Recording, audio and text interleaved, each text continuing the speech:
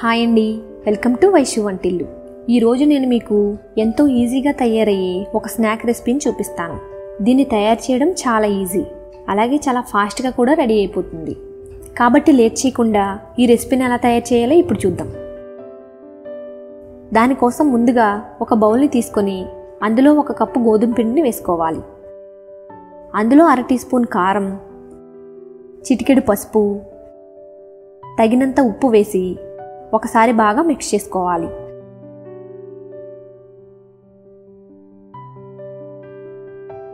తర్వాత ఇందులో 1 tea spoon oil వేసి ఇలా చేత్తో పిండినంతా ఆయిల్ కలిసేలా మిక్స్ చేసుకోవాలి.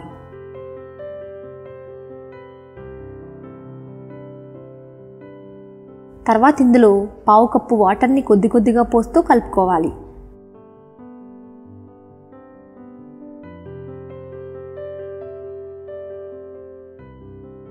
దీన్ని మనం చపాతీ పిండిలాగా కలుపుకోవాలి.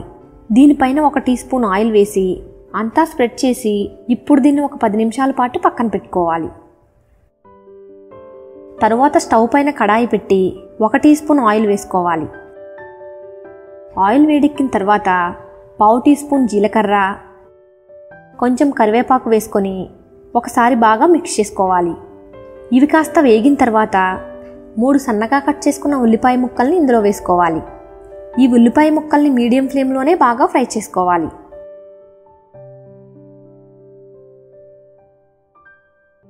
ఇప్పుడు ఇందులో రుచికి తగినంత ఉప్పు, అలాగే అల్లం వెల్లుల్లి పేస్ట్ వేసుకొని వీటిని కూడా కొంచెం సేపు ఫ్రై చేసుకోవాలి.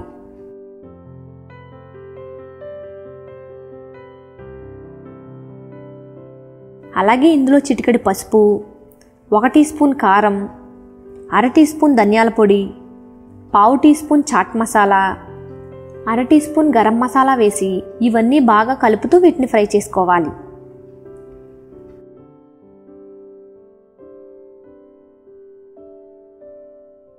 ఇవన్నీ బాగా ఫ్రై అయిన తర్వాత ఇప్పుడు ఇందులో 2 టేబుల్ స్పూన్ల శనగపిండిని వేసుకోవాలి. ఇప్పుడు వీటిని ఒకసారి బాగా కలుపుకొని చివరగా సన్నగా కట్ చేసుకున్న కొత్తిమీర వేసుకొని స్టవ్ ఆఫ్ చేసుకోవాలి. ఇప్పుడు దీన్ని మరో బౌల్లోకి తీసుకొని చల్లార్చుకోవాలి.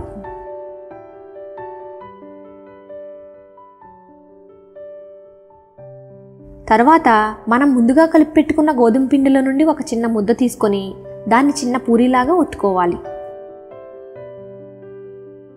ఈ పూరీలోకి మనం ముందుగా తయారు చేసుకున్న స్టఫ్ని 2 టేబుల్ స్పూన్లు వేసుకొని దాన్ని అన్ని వైపులా ఇలా మూసేయాలి.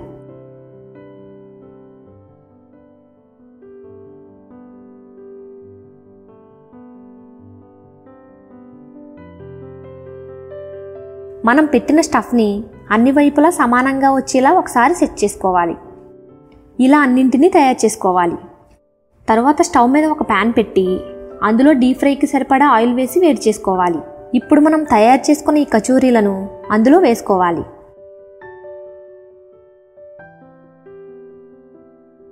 ఇప్పుడు వీటిని గోల్డెన్ బ్రౌన్ కలర్ వచ్చే వరకు ఫ్రై చేసుకోవాలి. ఇప్పుడు వీటిని మరోవైపు తిప్పుకొని ఇవి 2 వైపులా బాగా ఫ్రై చేసుకోవాలి.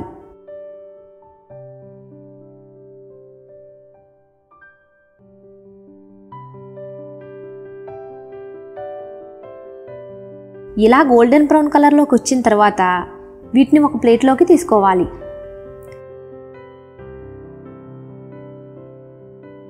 అంతేనండి, దీంతో ఎంతో టేస్టీగా ఉండే ఆనియన్ కచోరీ రెడీ అయినట్లే. ఇది తయారు చేయడం చాలా ఈజీ, అలాగే దీని టేస్ట్ కూడా చాలా బాగుంటుంది. కాబట్టి ఒకసారి మీరు కూడా ఈ రెసిపీని తప్పకుండా ట్రై చేయండి. ఇది మీకు ఎలా వచ్చిందో కామెంట్ చేసి తెలియచేయండి. ఇలాంటి మంచి టేస్టీ రెసిపీస్ కోసం ఈ వీడియోని లైక్ చేసి మన ఛానల్కి సబ్స్క్రైబ్ చేసుకోండి. Thanks for watching.